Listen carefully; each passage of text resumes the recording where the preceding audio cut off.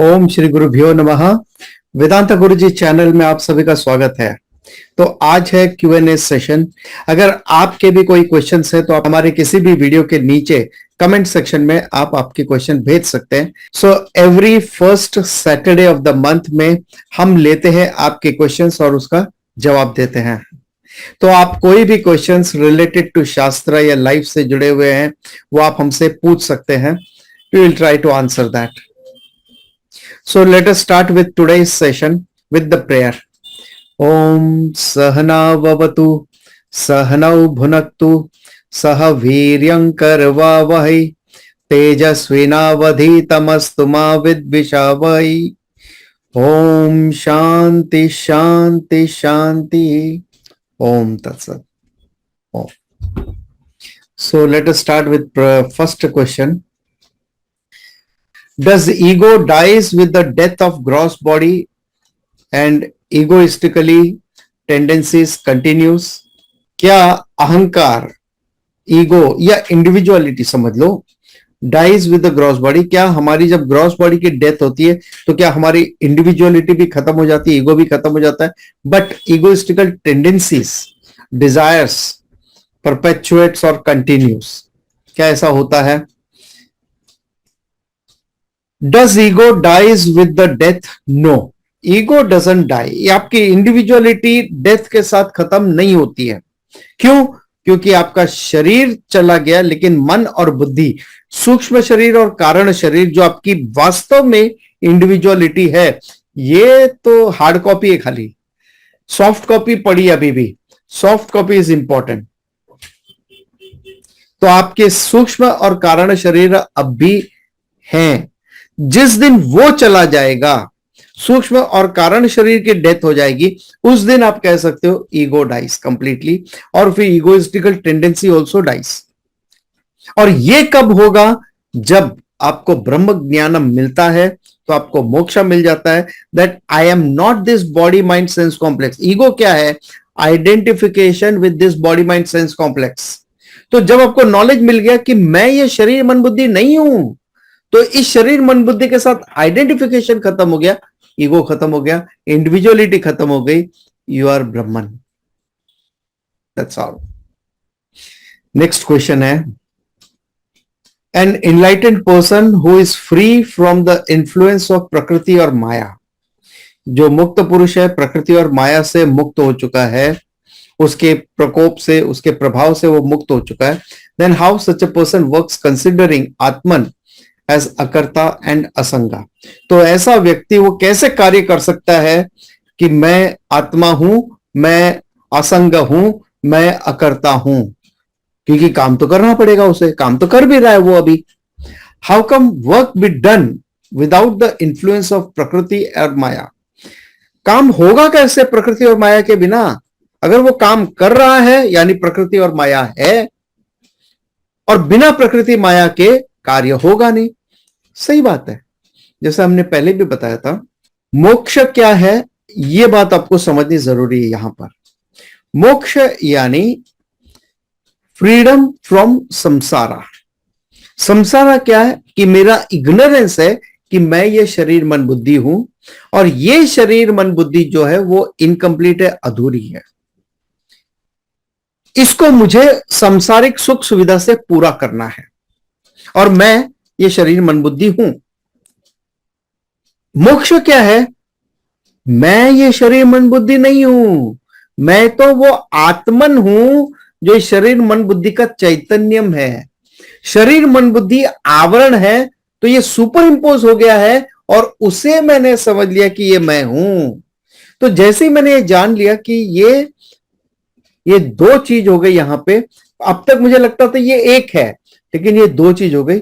ये शरीर मन बुद्धि अलग हो गया, जो माया शक्ति से आया है, जो प्रकृति के गुणों से आया है, लेकिन ये चैतन्यम वो प्रकृति और माया से मुक्त है। तो ये आत्मा जो प्रकृति और माया से मुक्त है, ये वास्तव में मैं हूं। और ये शरीर मन बुद्धि जो प्रकृति और माया का एक इफेक्ट है, कार्यम है, ये माया और प्रकृति से बाधित है। सो अगर कोई कार्य करना है, प्रकृति और माया के लिए है, क्योंकि कार्य करने वाला भी प्रकृति और माया का प्रोडक्ट है, कार्यम भी प्रकृति और माया का प्रोडक्ट है, लेकिन आत्मा रिमेन्स अनअफेक्टेड बाय प्रकृति और माया। मैं आत्मा हूं, ठीक है। जैसे मैंने कहा ना, ये पॉट है, अब आपको रियलाइज होगा कि ये क्ले है, ये आपने जान लिया। इसका मतलब ये नहीं है कि अब आप पॉट को यूज नहीं कर सकते, आप यूज करो। वैसे ही आपने ये जान लिया मैं वास्तव में ब्रह्म हूं, ठीक है, और ये पॉट है, ठीक है, आप यूज करो। अब ये शरीर मन बुद्धि है, यूज करो, फाइन, नो प्रॉब्लम। जब तक प्रारब्ध है exhausted, you are not bound by prakriti and maya, because you are atma, और आत्मा प्रकृति और माया से भिन्न है, उससे परे है। इनफैक्ट प्रकृति और माया ब्रह्मन की शक्तियां हैं। प्रकृति या माया एक ही कह दो, माया शक्ति ब्रह्मन की शक्ति है। ब्रह्मन के बिना माया कैन नॉट एग्जिस्ट। तो माया का अपना एग्जिस्टेंस नहीं है, वो ब्रह्मन के ऊपर निर्भर करती है, इसलिए ब्रह्मन माया से बाधित नहीं है। और मैं ब्रह्म हूं तो मैं माया से बाधित नहीं हूं। शरीर मन बुद्धि है, वो कार्य करता है, करने दो। दूसरी बात, जब वो कार्य करता है, शरीर मन बुद्धि कार्य कर रहा है, मैं नहीं करता, तो मैं अकर्ता हूं। अगर मैंने ये आइडेंटिफाई किया कि ये शरीर मन बुद्धि और ये आत्मा एक है, मेरा आइडेंटिफिकेशन है, तो मैं करता हूं, क्योंकि मुझ में कर्तृत्व भाव है। लेकिन क्योंकि ये शरीर मन बुद्धि मैं नहीं हूं, ये उपकरण है, मैं तो केवल उनका ट्रस्टी मात्र हूं, तो इसका यूज करना है, बस टूल्स दिए गए मुझे, ये इनर्ट है अपने आप में, ये टूल्स मुझे दिए गए, मैं उनका यूज कर रहा हूं। मैं शरीर मन बुद्धि नहीं हूं। So he is free from all the karmas, he is akarta, abhokta. अकर्ता एंड अभोक्ता, यानी जो कर्म किया उसके कर्मों का फल भी उस मुक्त पुरुष को नहीं लगेगा, और वो असंग है, इन द सेंस शरीर मन बुद्धि से असंग है आत्मा के साथ, क्योंकि वो आत्मा है, वो उससे जुड़ा हुआ नहीं है। ये कॉग्निटिवली आपको समझना है। देखिए, क्ले पॉट से जुड़ी हुई है, ऐसा एक मानना हो गया। क्या क्ले पॉट से जुड़ी है? नहीं, यहां जो कुछ है क्ले ही है। पॉट तो नाम रूप है, उसके अलावा कुछ है ही नहीं। पॉट का अपना कोई अस्तित्व है ही नहीं। तो ऐसा नहीं कि पॉट और क्ले जुड़ गए, अब उनको सेपरेट करना है, आप कर ही नहीं सकते। ये केवल कॉग्निटिवली आपको समझना है कि पॉट और कुछ नहीं है क्ले के अलावा, वो केवल नाम रूप है, जो इसके क्ले के ऊपर इस आकार में, इस साइज में, इस शेप में, इस उपयोग में, इस क्ले के ऊपर सुपर इंपोज किया, ये पॉट है। उसी तरह से आत्मा के ऊपर शरीर मन बुद्धि होने से सुपर इंपोज किया, ये इंडिविजुअल है।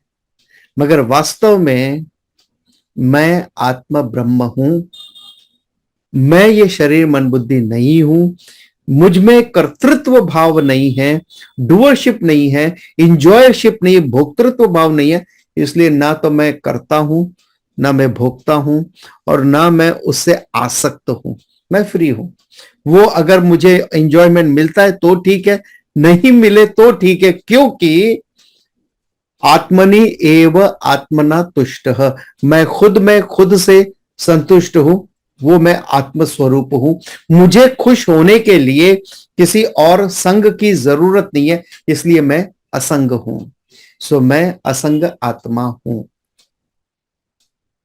इसको एक सिंपल से एग्जांपल से मैं और समझा देता हूं आपको।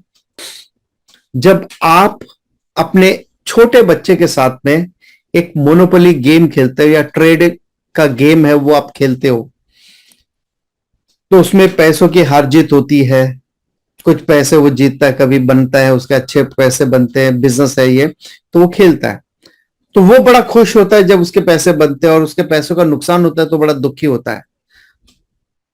आप उसके साथ खेल रहे हो, लेकिन आपको उन पैसों का आने से या जाने से कोई फर्क नहीं पड़ता। लेकिन उस बच्चे को फर्क पड़ता है जब वो पैसा जीतता है या हारता है। तो दोनों एक ही गेम खेल रहे हैं, दोनों की विचारधाराएं अलग है। बच्चा, तो जो बच्चा है उस पैसों के साथ, उस प्रॉफिट और लॉस के साथ आइडेंटिफाई करता है, वो समझता है ये मेरा प्रॉफिट एंड लॉस है। लेकिन आप उस प्रॉफिट एंड लॉस को समझते हो ये तो केवल एक गेम है, मिथ्या है। Still you are enjoying the game. आपको कौन रोकता है उस गेम को खेलने से? और आप बच्चे के साथ में एंजॉय कर रहे हो, आप भी हार रहे हो, जीत रहे हो, मगर आपको कोई फर्क नहीं पड़ता, बिकॉज आपके पास वो नॉलेज है कि ये मिथ्या है। बच्चे के पास वो नॉलेज नहीं है, वो आइडेंटिफाई करता है कि मैं करता, मैं भोगता हूं, ये नुकसान हुआ तो मेरा, ये फायदा हुआ है तो मेरा। ये फर्क है एक मोनोपोली गेम या न्यू ट्रेड गेम या बिजनेस गेम में जो है। रियल मनी में आपको अफेक्ट हो सकता है क्योंकि वहां पे आपकी आसक्ति है, मुक्त पुरुष को नहीं होगा। तो अगला क्वेश्चन है, संतुष्टि कैसे मिलेगी? आप ऑलरेडी संतुष्ट है, पूर्णतया संतुष्ट है। यू आर पूर्ण, पूर्णमदः पूर्णमिदं पूर्णात् पूर्णमुदच्यते पूर्णस्य पूर्णमादाय पूर्णमेवावशिष्यते। आप पूर्ण ही हो, उस पूर्ण से ये पूर्ण आया, वो भी पूर्ण ही है। सो यू आर ऑलवेज पूर्ण संतुष्ट। लेकिन इग्नोरेंस की वजह से हम ये बात जान नहीं पाते कि मैं पूर्ण हूं। मुझे ऐसा लगता है कि मैं ये शरीर मन बुद्धि हूं, इसलिए मैं अधूरा हूं, इनकम्प्लीट हूं। और बाहरी वस्तु, व्यक्ति, परिस्थिति जो है मेरे आंतरिक खुशी में कुछ पूर्णता ला सकते हैं। तो मैं जितना ज्यादा वो हासिल करूंगा मैं उतना ज्यादा पूर्ण होऊंगा। ये मेरा इग्नोरेंस है। बट फैक्ट इज, कोई भी बाहरी वस्तु, व्यक्ति, परिस्थिति आपको पूर्णता नहीं दे सकते। So no worldly achievements can give you fulfilment at any cost. आप कितना भी हासिल कर लो वो आपको पूर्णता कभी नहीं दे सकते, क्योंकि अपूर्णता का कारण आपका इग्नोरेंस है। ऐसा नहीं कि आपके पैसे की कमी है, सुख सुविधा के साधनों की कमी नहीं। आप मेंटली, कॉग्निटिवली आप इग्नोरेंट है कि मैं अपूर्ण हूं। और जो स्थित प्रज्ञ है, यानी जिसने इस नॉलेज को आत्मसात कर लिया है, ब्रह्म विद्या को पा लिया और उसे आत्मसात कर लिया और वो उसमें स्थिर हो गया, इसीलिए हम कहते हैं स्थित प्रज्ञ। प्रज्ञ उस नॉलेज में जो स्थित हो चुका है, वो आत्मनि एव आत्मना तुष्ट, वो खुद में खुद से संतुष्ट है। तो उसका उपाय क्या है? ऐसी स्थिति हम कैसे हासिल कर सकते हैं? रिमूवल ऑफ आत्म अज्ञानम। हमारे जो आत्म अज्ञानम है, आत्मा के विषय में, अपने बारे में, मैं कौन हूं मैं नहीं जानता, मेरा वास्तविक स्वरूप है मैं नहीं जानता, ये अज्ञानम को रिमूव करना है। ये अज्ञानम को रिमूव करने मात्र से यू विल नो अहम आत्मा। तो ऐसा नहीं कि आत्मा का नॉलेज आया उसके बाद आप आत्मा बन गए, नहीं, आप पहले भी आत्मा थे, आज भी आत्मा हो। इग्नोरेंस है, इग्नोरेंस के कवर को आपने हटा दिया, यू आर आत्मा, यू विल नो दैट।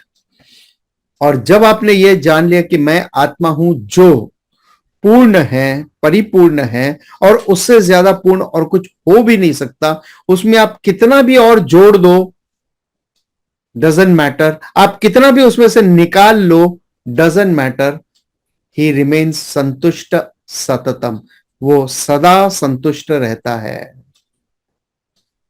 सो हमारा अगला क्वेश्चन है, what is the significance of ब्रह्म मुहूर्त? ब्रह्म मुहूर्त का क्या महत्व है? ब्रह्म मुहूर्त कब होता है? सबसे पहले सूर्योदय के 2 घंटे पहले। अगर हिंदुस्तान में अगर आप देखो, नॉर्मली अगर सूर्योदय 6 बजे का होता है ऑन एन एवरेज, तो लगभग 4 बजे से 6 बजे का जो पीरियड है उसे हम कहते हैं ब्रह्म मुहूर्त। ये बहुत ही सात्विक टाइम है,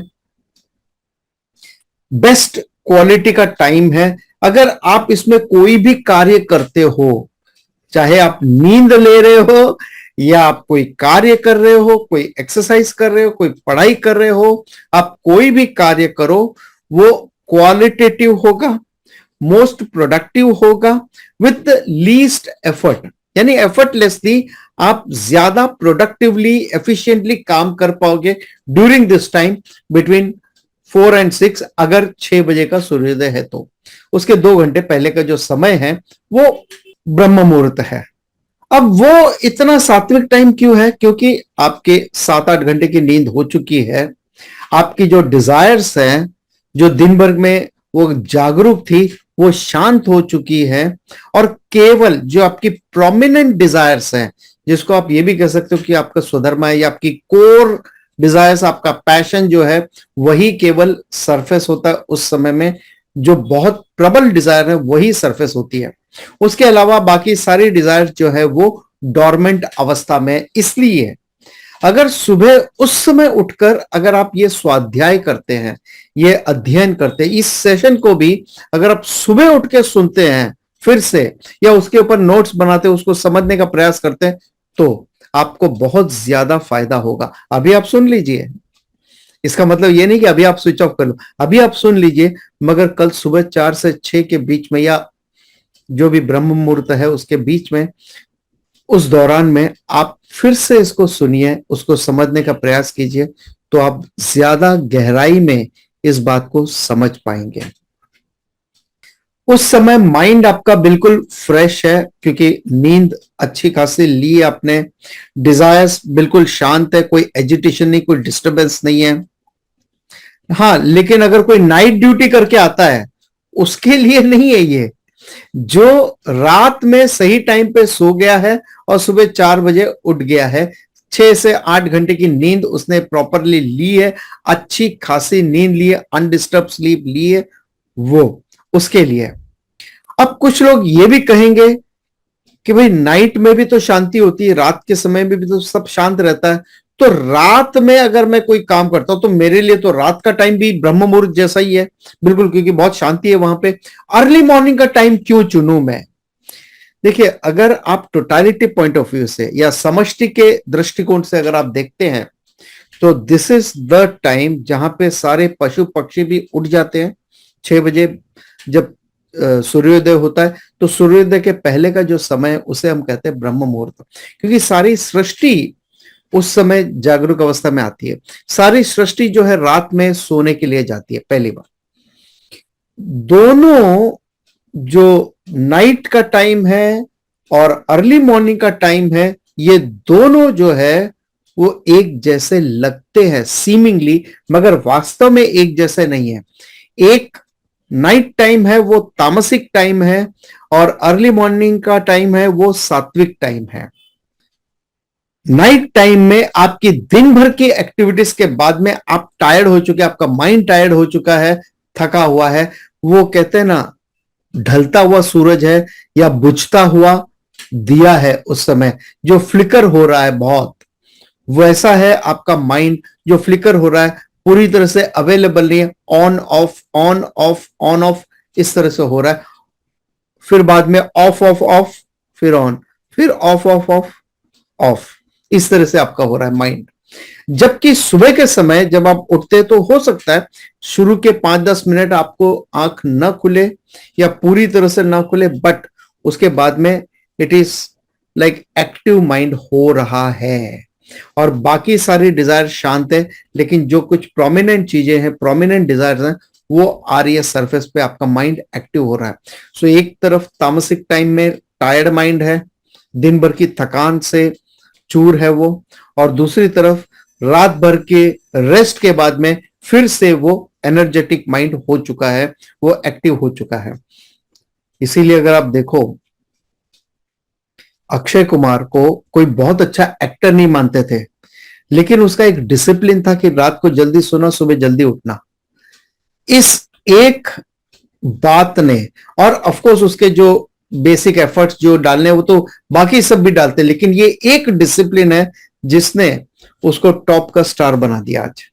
सो तामसिक टाइम में आपका माइंड जो है कन्वर्जिंग है, ब्लॉक हो रहा है, बंद हो रहा है, जबकि सात्विक टाइम में आपका माइंड खुल रहा है, ओपन हो रहा है, एक्सपांड हो रहा है, वो आपकी बुद्धि एक्सपांड हो रही है, शार्प हो रही है, और उस समय आपकी बुद्धि बिल्कुल शार्प है, कोई डिस्टर्बेंस नहीं है इसलिए।